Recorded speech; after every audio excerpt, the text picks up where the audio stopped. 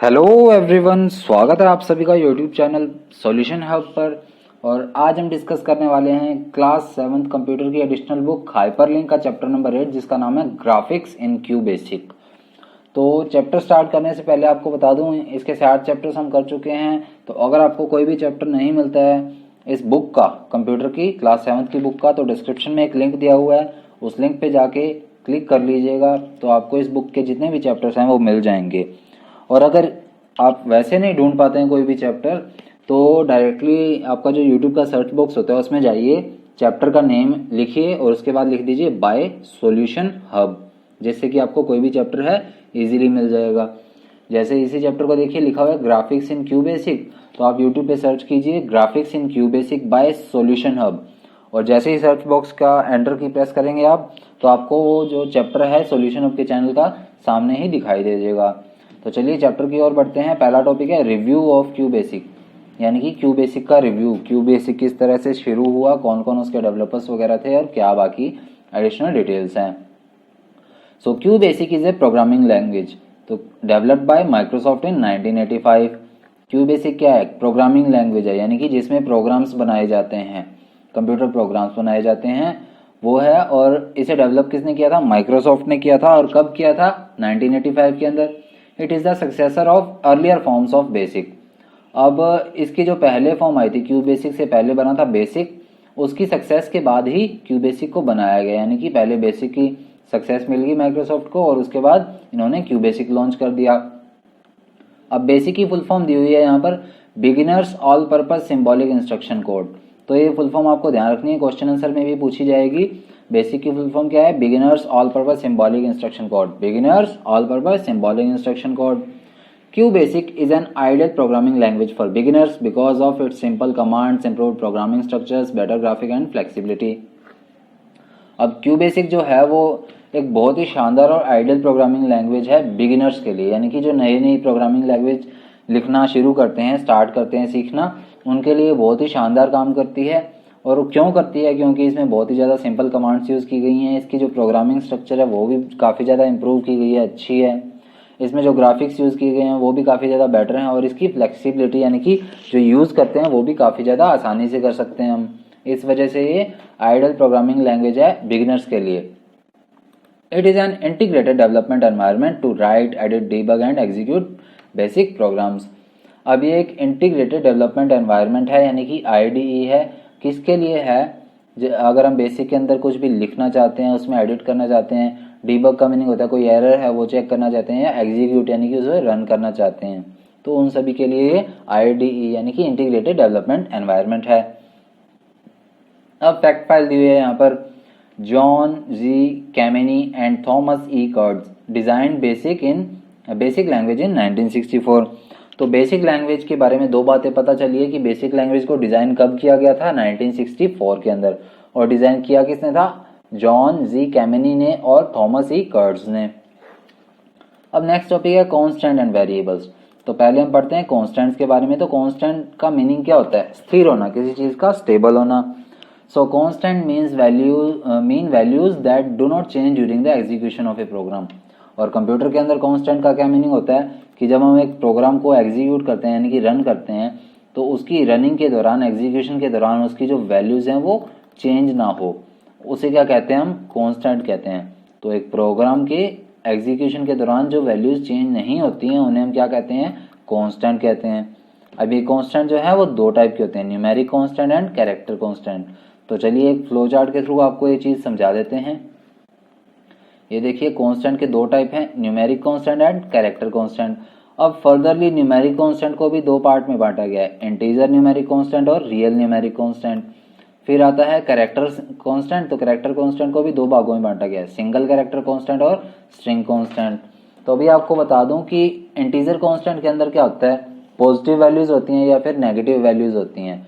और किस तरह से होती हैं ये? जैसे 5 लिखा हुआ है यहाँ पर, -5, 6, 10, तो ये बिना डेसिमल वैल्यूज हैं। पॉजिटिव भी हैं और नेगेटिव भी हैं, यानी कि प्लस वाली भी हैं और माइनस वाली भी हैं, लेकिन इनमें कोई भी डेसिमल नहीं लगा हुआ है, कोई भी पॉइंट नहीं लगा हुआ और पॉइंट के बाद की वैल्यू नहीं लगी हुई। तो ये है इंटीजर न्यूमेरिक कांस्टेंट। और रियल कांस्टेंट के अंदर क्या होता है? डेसिमल वाली वैल्यूज होती हैं, चाहे वो पॉजिटिव हो चाहे नेगेटिव हो। बट होती डेसिमल वाली वैल्यूज है, जैसे 4.61, 6.2, 0.4 और कोई वैल्यू जैसे -7.4 मान सकते हैं हम, तो वो भी क्या है, रियल न्यूमेरिक कांस्टेंट है जो कि डेसिमल वाली वैल्यूज हैं। अब कैरेक्टर कांस्टेंट के अंदर आते हैं। एक चीज ध्यान रखिएगा, कैरेक्टर कांस्टेंट में सिंगल कैरेक्टर और स्ट्रिंग कैरेक्टर कांस्टेंट जो हैं दोनों ही डबल कोट्स में यानी कि डबल इन्वर्टेड कोमा में रखे जाते हैं। यहाँ पर फ्लो चार्ट में थोड़ी सी प्रॉब्लम हो गई है, इशू हो गया है, जैसे कि सिंगल कोट्स लगे हुए हैं ना, ये ध्यान रखिएगा, ये डबल कोट्स यानी कि डबल इन्वर्टेड कोमा आता है यहाँ पर भी। तो ध्यान रखना है जो कैरेक्टर कांस्टेंट होते हैं वो हमेशा डबल इन्वर्टेड कोमा के अंदर रखे जाते हैं, डबल कोट्स में रखे जाते हैं। बट सिंगल कैरेक्टर कांस्टेंट के अंदर एक ही कैरेक्टर आता है, जैसे ए आ गया, प्लस आ गया, @ आ गया, 0 आ गया, कोई भी वैल्यू हो सकती है, कुछ भी हो सकता है, जैसे डी आ सकता है, ई आ सकता है, बट एक ही कैरेक्टर होगा वो, ये ध्यान रखिएगा, एक ही अल्फाबेट होगा और होगा किसमें, डबल कोट्स में।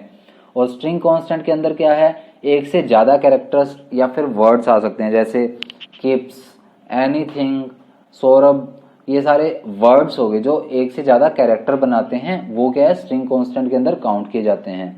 तो चलिए अब चैप्टर के अंदर क्या दिया है वो देखते हैं।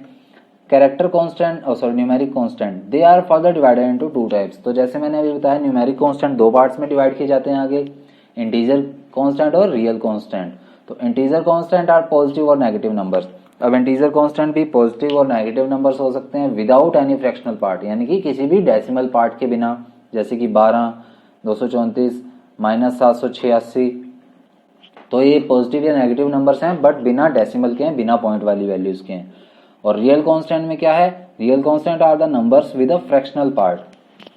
रियल कांस्टेंट को हम कह सकते हैं ऐसे नंबर्स जिनमें कि फ्रैक्शनल पार्ट होता है, जो कि डेसिमल वैल्यूज लिए हुए होते हैं, जैसे कि 75.5, 46.25 या फिर और भी वैल्यूज जैसे -78.6। तो सभी ये वैल्यूज जो डेसिमल पार्ट को शो करती हैं वो कौन से होते हैं, रियल कांस्टेंट होते हैं। और ये इन्वर्टेड कोमा या डबल इन्वर्टेड कोमा में नहीं रखे जाते न्यूमेरिक कांस्टेंट। कैरेक्टर कांस्टेंट का मैंने आपको पहले बताया कि ये डबल इन्वर्टेड कोमा में कवर होते हैं, ये आपको ध्यान रखना है।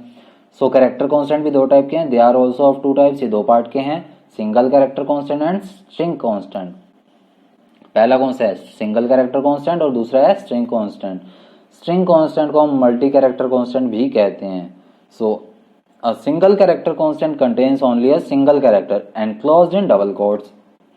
तो जैसे अभी फ्लो चार्ट के थ्रू आपको बताया मैंने कि सिंगल कैरेक्टर कांस्टेंट क्या होता है, एक ही कैरेक्टर होता है जो कि डबल कोट्स में रखा जाता है। तो डबल कोट्स वाली एक वर्ड की वैल्यू क्या होती है, सिंगल कैरेक्टर कांस्टेंट। और स्ट्रिंग कांस्टेंट क्या होता है, जो कि डबल कोट्स में होता है और एक से ज्यादा कैरेक्टर लिए होता है। यहाँ पर देखिए डी एक कैरेक्टर है और किप्स क्या है, एक वर्ड है जो कि 4 कैरेक्टर्स से मिलकर बना हुआ है। तो ये डिफरेंस आपको ध्यान रखना है वर्ड और कैरेक्टर के बीच में, ठीक है। सो string constant is a sequence of characters enclosed within double quotes. तो जो कि डबल कोट्स में रखा जाता है और कैरेक्टर्स का एक सीक्वेंस होता है, मतलब बहुत सारे कैरेक्टर्स उससे मिलकर बना होता है। जैसे वेलकम टू बेसिक प्रोग्रामिंग, ये भी क्या है, ये कैरेक्टर कांस्टेंट है, स्ट्रिंग कांस्टेंट। अब बढ़ते हैं नेक्स्ट टॉपिक की तरफ, वेरिएबल।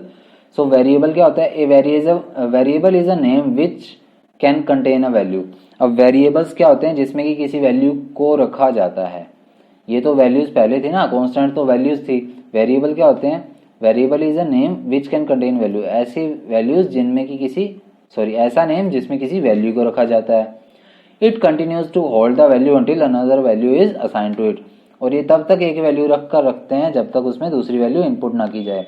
जैसे मान लीजिए मैंने ए वैल्यू ले ली, ठीक है, और ए की वैल्यू ले ली 5। तो जब तक ए की वैल्यू मैं और कुछ एंटर नहीं करूंगा, मान लीजिए 8 नहीं एंटर करता जब तक ए की वैल्यू, तो वो 5 ही रहेगी, वो 8 नहीं होगी। So a variable has a type which is defined by the kind of value it holds. अब वेरिएबल क्या होता है, एक टाइप होता है जिसमें कि वैल्यू को रखा जाता है और वो तब तक रखते हैं जब उस तक हम उसे चेंज नहीं करते। अब ये भी फर्दरली 2 पार्ट्स में डिवाइडेड हैं। पहला कौन सा है, numeric variable. It can hold only numbers that can be of integer, floating decimal और लॉग इंटीजर टाइप। अब ये न्यूमेरिक वेरिएबल्स क्या होते हैं, इसमें सिर्फ नंबर्स आते हैं, नंबर वाली वैल्यूज आती हैं जो कि इंटीजर, फ्लोटिंग डेसिमल कुछ भी हो सकते हैं, ठीक है। It is represented by an alphabet, ये एक अल्फाबेट के द्वारा शो किए जाते हैं। A numeric variable should not contain any space और सिंबल लाइक, जैसे सिंबल दिए हुए हैं एरो का, question mark, slash, opposite slash, at the rate, colon, semicolon. तो एक अल्फ़ाबेट के थ्रू ये रिप्रेजेंट किए जाते हैं और न्यूमेरिक वेरिएबल के अंदर कोई भी स्पेस नहीं आ सकता है, सिंबल नहीं आ सकते जो कि इस तरह के हों, जो कि जैसे ए की वैल्यू क्या है 5 है, so means the value 5 is assigned to the variable A. तो ए की वैल्यू जो 5 है वो किसे असाइन की गई है, वेरिएबल ए को दी गई है, ठीक है। अब आता है स्ट्रिंग वेरिएबल। स्ट्रिंग वेरिएबल के अंदर क्या होता है, इसमें तो जैसे न्यूमेरिक वैल्यू थी, सिर्फ न्यूमेरिक नंबर्स आए थे, स्ट्रिंग वेरिएबल के अंदर हम कुछ अल्फाबेट्स या कुछ वर्ड्स भी लिख सकते हैं। So a string variable contains symbols, values और text within double quotes. अब स्ट्रिंग वेरिएबल किसके अंदर रखा जाता है, डबल कोट्स के अंदर रखा जाता है, और ये कोई भी वैल्यूज हो सकती हैं, कोई भी सिंबल्स हो सकते हैं, कोई भी टेक्स्ट हो सकता है। तो आपने देखा कि जो न्यूमेरिक कांस्टेंट था वो भी डबल कोट्स में नहीं था, लेकिन कैरेक्टर कांस्टेंट डबल कोट्स में था। यहाँ पे न्यूमेरिक वेरिएबल डबल कोट्स में नहीं था, लेकिन स्ट्रिंग वेरिएबल डबल कोट्स में था। और it is represented by an alphabet followed by the dollar sign.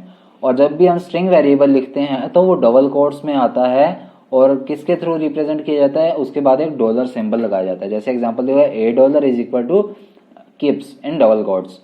तो $, क्या है, हमारा वेरिएबल है और इसकी वैल्यू क्या है, किप्स है। अब ये एग्जांपल आप रीड कर लीजिएगा बुक के थ्रू, ठीक है। और नेक्स्ट टॉपिक की तरफ बढ़ते हैं, आप प्रोग्रामिंग लैंग्वेज की तरफ। तो पहला टॉपिक क्या आ रहा है हमारा, getting started. So double click on the QBasic icon on the desktop to start QBasic. अब आप क्या कीजिए, जो आपकी प्रोग्रामिंग लैंग्वेज है क्यू बेसिक, जो कि आपके कंप्यूटर में इंस्टॉल्ड है, उस पर डबल क्लिक कीजिए। तो एक और बात बता देता हूँ कि अगर आपके पास ये प्रोग्रामिंग लैंग्वेज अवेलेबल नहीं है और आपको इंटरनेट पर नहीं मिल रही है, तो इस प्रोग्रामिंग लैंग्वेज का लिंक भी जो है मैं डिस्क्रिप्शन के अंदर डाल दूंगा, तो उस लिंक पे क्लिक कर लीजिएगा। तो आपको वो प्रोग्रामिंग लैंग्वेज ढूंढनी नहीं पड़ेगी और आप डायरेक्टली मेरे लिंक के थ्रू से डाउनलोड कर सकते हैं, ठीक है। तो अब हमें क्या करना है, अपने डेस्कटॉप स्क्रीन पर जाकर क्यू बेसिक को डबल क्लिक करना है, यानी कि स्टार्ट करना है। The QBasic window will appear with the welcome dialog box. तो क्यू बेसिक की जो विंडो है वो स्टार्ट हो जाएगी। Press escape key to hide the welcome dialog box, और एस्केप की यूज कर लीजिएगा डायलॉग बॉक्स हाइड करने के लिए, वेलकम वाला। और type the following program and press F5 to run the program. अब जो भी प्रोग्राम आपने लिखना है, जैसे एग्जांपल दिया हुआ है 3 लाइनों का, तो ये प्रोग्राम आप उसमें लिखिए क्यू बेसिक वाले में, और उसके बाद F5 जो फंक्शन की होती है आपके कीबोर्ड में दी होती है, जो उसे प्रेस कीजिए प्रोग्राम को रन करने के लिए। तो आपको एक और नई चीज यहाँ पर पता लगी कि अगर आपको क्यू बेसिक के अंदर किसी भी प्रोग्राम को रन करना है तो उसके लिए आपको फंक्शन की F5 प्रेस करनी होगी, ठीक है। तो चलिए, ये जितने भी एग्जांपल्स हैं ना, मैंने इनकी PDF बना के रखी हुई है, तो वहां से मैं कॉपी करता जाऊंगा और आपको ये प्रैक्टिकल जो है साथ साथ करके दिखाता जाऊंगा। तो क्यू बेसिक स्टार्ट कर लेते हैं हम। स्टार्ट मेन्यू में जाकर यहाँ पे QB64 नाम से मेरी प्रोग्राम फाइल इंस्टॉल्ड है, तो मैंने क्लिक किया तो ये जो फाइल है ये स्टार्ट हो गई है, ठीक है। और चलिए अब शुरू करते हैं हमारी प्रोग्रामिंग फाइल्स। तो मैंने इन प्रोग्रामिंग फाइल्स को यहाँ पे PDF, जैसे अभी बताया कि मैंने PDF बनाकर रखी हुई है, तो चलिए PDF के थ्रू शुरू करेंगे हम। सो यहाँ पर PDF ओपन होगी हमारी। ये देखिए गेटिंग स्टार्टेड वाला पहला प्रोग्राम यहाँ पर एज इट इज लिखा हुआ है, ठीक है। तो उसे भी मैं सेलेक्ट करता जाऊँगा। तो ये पहला प्रोग्राम मैंने सेलेक्ट कर लिया और इसे कंट्रोल और C इन दोनों के थ्रू कॉपी कर लिया, और अब इसे पेस्ट कर दिया मैंने यहाँ पर पेस्ट किया हुआ लिखा हुआ आ गया। देखिए CLS print welcome to the world of computers और एंड एज इट इज यहाँ 3 लाइनों में लिखा हुआ आ गया। अब आपको बता दूं, यहाँ पर एक रन का ऑप्शन यहाँ होता है जिसमें स्टार्ट पे क्लिक करेंगे और यहाँ F5 लिखा हुआ है, यानी कि आप F5 फंक्शन की यूज कीजिए कीबोर्ड से या इस पे क्लिक कीजिए, दोनों काम करेंगे। तो मैं F5 की प्रेस कर रहा हूँ, तो F5 भी प्रेस करते ही देखिए क्रिएटिंग EXE फाइल और स्टार्टिंग प्रोग्राम आ गया, और यहाँ पर लिखा हुआ आ गया welcome to the world of computers. जैसे हम प्रिंट करवाना चाहते हैं welcome to the world of computers, तो ये क्या था, ये था हमारा स्ट्रिंग कांस्टेंट। देखिए डबल कोट्स में है welcome to the world of computers, ये देखिए ध्यान से, डबल कोट्स में क्या है, welcome to the world of computers. तो ये है हमारा स्ट्रिंग कांस्टेंट। बाकी जो फंक्शंस यूज हुए हैं, जैसे CLS यूज होता है स्क्रीन को क्लियर करने के लिए, clear the screen. Print command use होती है किसी चीज को प्रिंट करवाने के लिए, और एंड की यूज होती है, एंड फंक्शन यूज होता है किसी प्रोग्राम का एंड दिखाने के लिए, ठीक है। तो अब नेक्स्ट हम बढ़ते हैं, नेक्स्ट हमारा क्या है, क्यू बेसिक स्टेटमेंट्स। तो CLS stands for clear screen and is use to clear the screen. CLS किस लिए यूज होती है कमांड, स्क्रीन को क्लियर करने के लिए, इसका मीनिंग क्या होता है, क्लियर स्क्रीन। और यूज किस लिए की जाती है, स्क्रीन को क्लियर करने के लिए, जो क्यू बेसिक के अंदर होती है। सेकंड है print statement. So print statement is use to display any message और output of a program. Print statement किस लिए यूज होती है कि आप जो भी स्क्रीन पर प्रिंट करवाना चाहते हैं वो लिखिए, तो प्रिंट कमांड के थ्रू आपका वो प्रिंट आउट हो जाएगा। The message has to be enclosed within quotes but the constant variables and expression can be expressed as such. और आपका जो मतलब आप जैसे अभी यहाँ पर देखा आपने, ये डबल कोट्स में लिखा हुआ था welcome to the world of computers, तो यही कह रहा है कि ये डबल कोट्स में होना चाहिए, और कांस्टेंट वेरिएबल और एक्सप्रेशन है वो इस तरह से दिखाए जाने चाहिए, जो कि सिंटेक्स यानी कि एक इसका पैटर्न दिया हुआ है। सिंटेक्स का मीनिंग होता है इसका कोई पैटर्न होना किसी चीज का, ठीक है। तो जैसे लाइन नंबर, अगर आप लाइन नंबर लगाना चाहते हैं, उसके बाद प्रिंट कमांड लगाई, फिर कांस्टेंट हमने जैसे डाला था welcome to the world of computers, या तो कांस्टेंट लगाइए, या फिर वेरिएबल, या फिर एक्सप्रेशंस, या फिर कोई भी मैसेज डिस्प्ले करना चाहते हैं, या फिर लिस्ट सेपरेटेड बाय कोमास और सेमीकोलंस। अब किसी भी लिस्ट को या किसी भी वर्ड को अगर आप अलग दिखाना चाहते हैं, सेपरेट दिखाना चाहते हैं, तो उसके लिए आपको कोमा या फिर सेमीकोलन का यूज करना होगा। अब यहाँ पर हमारा सेकंड एग्जांपल आता है, प्रिंट कमांड से रिलेटेड ही है ये एग्जांपल, तो ये भी आपको दिखा देता हूं मैं।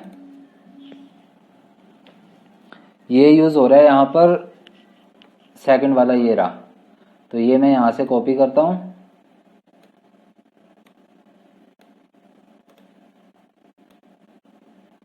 ये हमारा कॉपी हो चुका है, और यहाँ पर मैंने ये पेस्ट कर दिया। तो ये देखिए अब यहाँ पर आपको डिफरेंस दिख जाएगा, CLS ए की वैल्यू 15, बी की 100, फिर print the value of A is, फिर सेमीकोलन, फिर ए, फिर सेमीकोलन, फिर एंड बी इज, फिर सेमीकोलन, फिर बी डैश, और फिर print A B, print A plus B and as it is हमारा प्रोग्राम लिखा हुआ आ गया। ये देख लीजिए अब एक बार, यहाँ पर यही वैल्यू यहाँ पर है, बट आपको ये जो पैरेंथेसिस यानी कि बेसिक ब्रैकेट्स हैं ये देखने हैं कि इसके साइडों में कुछ ना लिखा हो, इसके साइडों में कुछ ना लिखा होगा। क्या मीनिंग है, जैसे कि अभी यहाँ पर मैं लिख रहा हूं, ये देख सकते हैं, जैसे आप it will print the values, ये वाला मैंने नहीं लिखा है यहाँ पर, तो एज इट इज वहीं पर लिखा होगा कि आपको जो ब्रैकेट वाला है, पैरेंथेसिस वाला है, वो नहीं लिखना है, उसके अलावा जो भी वैल्यूज हैं वो लिखनी है। तो पैरेंथेसिस नहीं लिखे, बाकी सारा कुछ मैंने भी लिख दिया। अब रन करके देख लेते हैं इसको। ये देखिए, इसको मैंने F5 की प्रेस की और ये एग्जीक्यूट हो गया हमारा प्रोग्राम। पहली क्या लाइन आई है, the value of A is 50 and B is 100। तो ये देखिए, ए की वैल्यू हमने 50 रखी थी और बी की 100 लिखी थी, और प्रिंट क्या करवाया था, the value of A is, तो यहाँ लिखा हो गया the value of A is, फिर ए की वैल्यू क्या थी 50, तो यहाँ पर 50 लिखा हो गया, एंड बी इज, और यहाँ एंड बी इज, और बी की वैल्यू फिर क्या थी 100, तो यहाँ पर 100 लिखा हुआ आ गया। उसके बाद प्रिंट ए बी, तो ए बी को प्रिंट कर दिया, ए की वैल्यू 50 थी और बी की 100 थी, फिर प्रिंट क्या करवाया ए प्लस बी, तो 50 और 100 को मिलाएंगे तो 150, और उसके बाद एंड। तो इस तरह से प्रोग्रामिंग लैंग्वेज काम करती है, तो आपको प्रैक्टिकल स्टेप बाय स्टेप करके देखने हैं, ध्यान रखिएगा, ठीक है। अब बढ़ते हैं हमारे नेक्स्ट टॉपिक की तरफ। नेक्स्ट आता है इनपुट कमांड। इनपुट कमांड किस लिए यूज किया जाता है, input command is used to enter the values, text or numbers while the program is being executed. The command waits for the user to enter the information and then assigns the values accordingly. Okay. Input command का use किस लिए किया जाता है, किसी value को enter करवाने के लिए यूज किया जाता है, और अभी मैं आपको करके भी दिखाऊंगा। ये कब होता है, जब हमारा प्रोग्राम रन हो चुका होता है या रन हो रहा होता है, यानी कि अंडर प्रोसेस होता है। तो जब हम प्रोग्राम रन कर रहे होंगे तब ये चीज इनपुट कमांड आएगी। So the command waits for the user to enter the information. अब इनपुट कमांड क्या करती है, कुछ टाइम वेट करती है कि जो यूजर है, जैसे कि मैं यहाँ पर अभी लिख रहा हूँ, तो मैं इसका यूजर हूँ, तो कुछ ना कुछ वैल्यू एंटर करूँ, और जैसे ही मैं उसमें वैल्यू एंटर करके एंटर की प्रेस करूंगा, उसके अकॉर्डिंगली ये काम करेगा। अब यहाँ पे इसका पैटर्न दिया हुआ है, सिंटेक्स दिया हुआ है, ये देख लीजिएगा। उसके बाद you can also have a list of variables in input statement but only they should be separated by commas. तो अब क्या, आप एक ही लाइन में काफी सारे वेरिएबल्स लिख सकते हैं इनपुट स्टेटमेंट के लिए, लेकिन वो कोमा के थ्रू या कोमा के थ्रू और सेमीकोलन के थ्रू सेपरेट किए जाने चाहिए, ठीक है। अब यहाँ पर सिंटेक्स फिर से दे दिया और यहाँ पर एक एग्जांपल दिया है, तो थर्ड एग्जांपल की तरफ हम बढ़ते हैं। अब ये रहा हमारा इनपुट कमांड का थर्ड एग्जांपल। ये मैंने फिर से कॉपी किया और यहाँ पर पेस्ट कर दिया।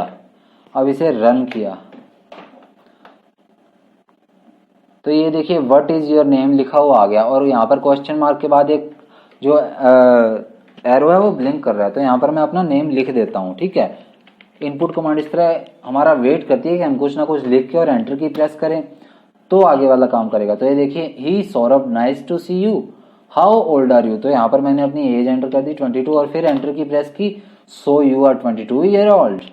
बस इतना में हमारा प्रोग्राम जो है एंड हो गया, क्योंकि इसके बाद कुछ नहीं लिखा हुआ आया। फिर से एंटर की प्रेस कर दी मैंने।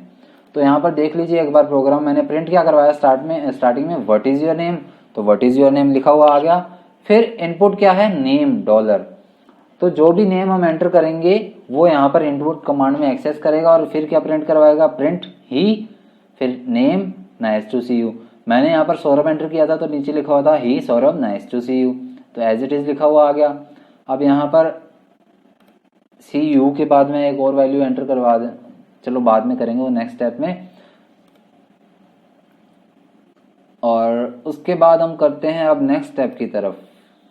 नेक्स्ट स्टेप हमारा आता है the end command tells the QBasic that the program ends here. अब एंड कमांड क्या बताती है, हर एक प्रोग्राम के बाद देखिए एंड कमांड आ रही है, देखिए एंड यहाँ पर भी है, यहाँ पर भी है। तो ये क्या बताती है कि जो प्रोग्राम है वो यहाँ पर खत्म हो चुका है। You can also use input command to ask the user to enter the information. आप इनपुट कमांड का यूज किस लिए कर सकते हैं, यूजर के थ्रू किसी भी इन्फॉर्मेशन को दिखाने के लिए। और यहाँ पर ये एग्जाम्पल भी दे दिया जो हमने अभी ऊपर किया यूज। अब आता है go to statement. Sometimes you want the program to jump to a particular line. अब कभी कभी आप चाहते हैं कि आप सीधा किसी प्रोग्राम पे या किसी लाइन पे डायरेक्टली पहुंच जाएं। So go to statement is use to transfer the control from one statement to another. तो आप क्या है डायरेक्टली वो लाइन नंबर डाल के और गो टू स्टेटमेंट का यूज करके उस लाइन पर पहुंच सकते हैं। तो ये सिंटैक्स उसका दिया हुआ है, जैसे लाइन नंबर, गो टू, फिर लाइन नंबर। अब आता है if then statement. So it is used for making decisions based on the results of comparisons. If then statement का यूज किस लिए किया जाता है कि it is used for making decisions. भी आपका कोई कंपैरिजन है किसी चीज का, उसके बेस पर आप किसी चीज का डिसीजन ले, कोई रिजल्ट लें। So if the command has to be followed by the then command and lastly the end if command. तो अब आपकी जो इफ कमांड है वो देन कमांड के थ्रू चलनी चाहिए और फिर लास्ट में एंड इफ आना चाहिए। तो जैसे ये एग्जांपल देखिए, इफ कमांड यहाँ पर इफ लिखा हुआ शुरू हुआ, फिर देन स्टेटमेंट आई और लास्ट में एंड इफ। इस तरह आना चाहिए कि आपके प्रोग्राम में इफ भी आए, देन भी आए और एंड इफ भी आए इफ देन स्टेटमेंट में, ठीक है। If the condition is true, अगर कोई कंडीशन ट्रू है, then instruction specified after then is executed. तो देन के बाद जो भी हमने लिखा हुआ है वो ही हमारा प्रोग्राम में दिखाई देगा। और if the condition is false, the control shifts to the end if. और अगर जो हमने एंटर की है वैल्यू वो गलत है तो क्या करेगा, वो एंड इफ पे चला जाएगा, यानी कि कुछ भी प्रिंट नहीं करवाएगा, ignoring everything after the then statement on that line. यानी कि देन के बाद वाला लिखा हुआ कुछ फॉलो नहीं करेगा और डायरेक्टली एंड इफ में चला जाएगा। तो यहाँ पर दो प्रोग्राम दिए हुए हैं, दोनों के एग्जाम्पल जो है वो मैं आपको करके दिखाता हूँ। इसका आउटपुट देख लीजिए, विकी, हेलो विकी। तो चलिए हम भी कुछ विकी के थ्रू ही कर लेते हैं। तो इफ देन स्टेटमेंट वाले देख लीजिए, दोनों एग्जाम्पल यहाँ पर लिखे हुए हैं। तो इसे कॉपी कर रहा हूँ मैं, कॉपी किया और यहाँ पर पेस्ट कर दिया। यहाँ पर सौरभ लिखा हुआ है मैंने, ठीक है। तो अगर आप इसमें चेंज करना चाहते हैं तो और चेंज कर सकते हैं, जैसे कि मैं लिख देता हूँ यहाँ पर सॉल्यूशन हब लिख दिया मैंने। और प्रिंट भी क्या करवाना है मैंने,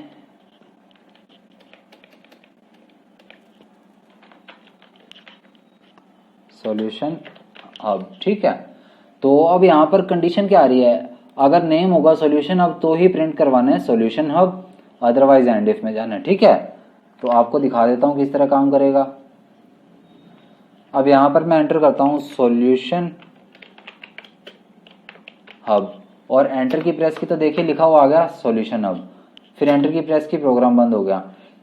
अब मैं दिखाता हूँ आपको दूसरा कि इफ स्टेटमेंट में अगर हम गलत वैल्यू एंटर करते हैं तो वो किस तरह यूज करता है। तो दोबारा रन किया, मैं यहाँ पर लिख देता हूँ अकेला सॉल्यूशन, ठीक है।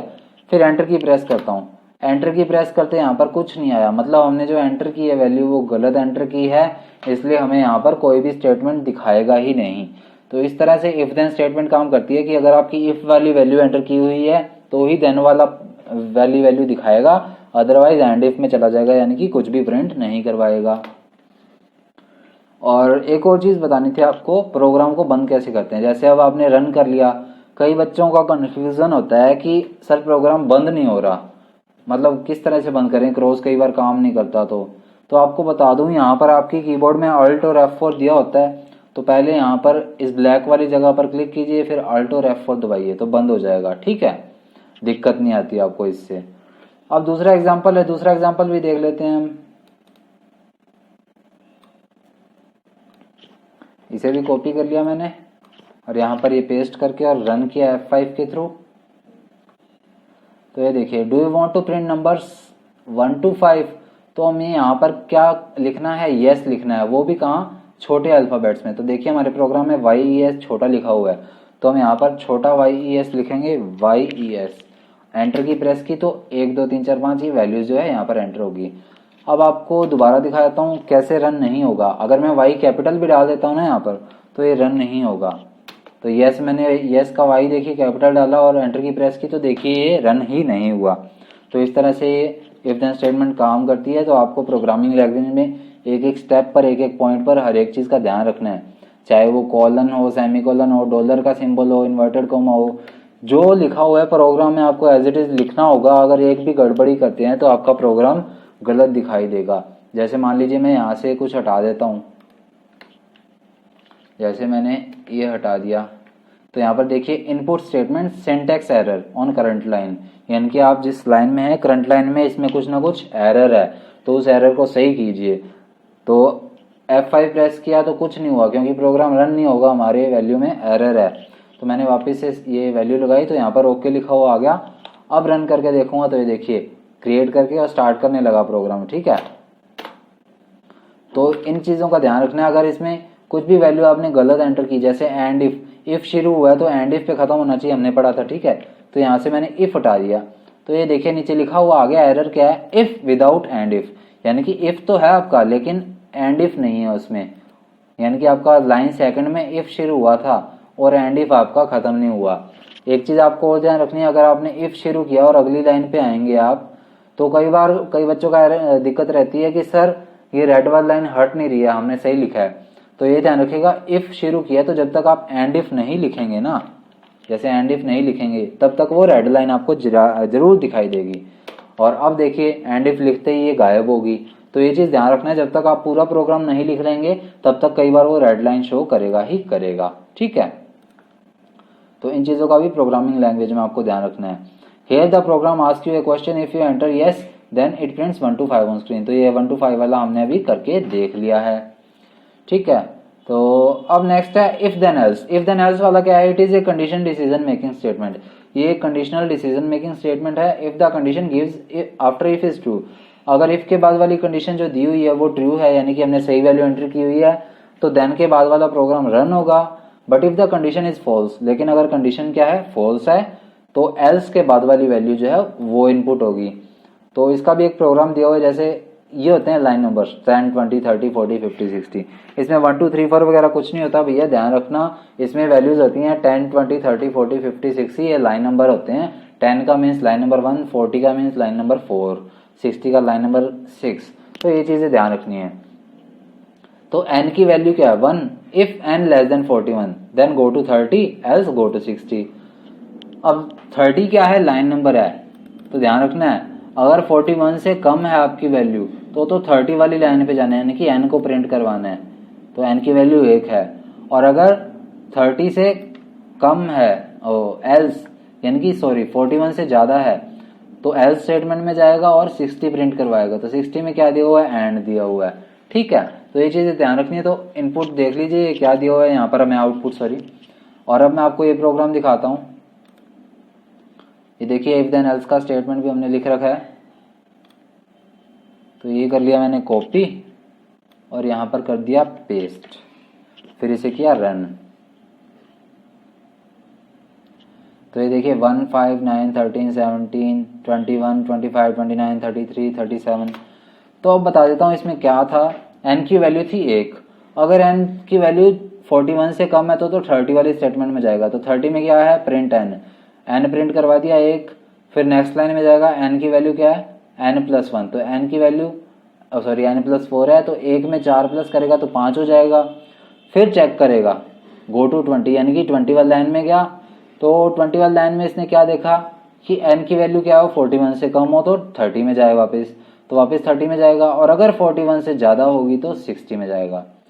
तो यहाँ पर आपने देख ही लिया है कि जैसे ही आपकी वैल्यू जो है 41 से ज़्यादा हुई तो क्या है, वो एंड हो गया प्रोग्राम। ये देख लीजिए, जो लास्ट वैल्यू है 37, और हमें क्या है, लिमिट कहाँ दी है, 41 तक दी है। तो जैसे ही आपकी वैल्यू जो है 41 से ज़्यादा हुई या 41 हुई तो आपका प्रोग्राम वहीं पर एंड हो गया। 1 से शुरू हुआ 37 पे ख़त्म हो गया। 41 से एक पॉइंट भी ऊपर जाते ही ये बंद हो गया। ठीक है, तो इस तरह से ये प्रोग्राम काम करते हैं।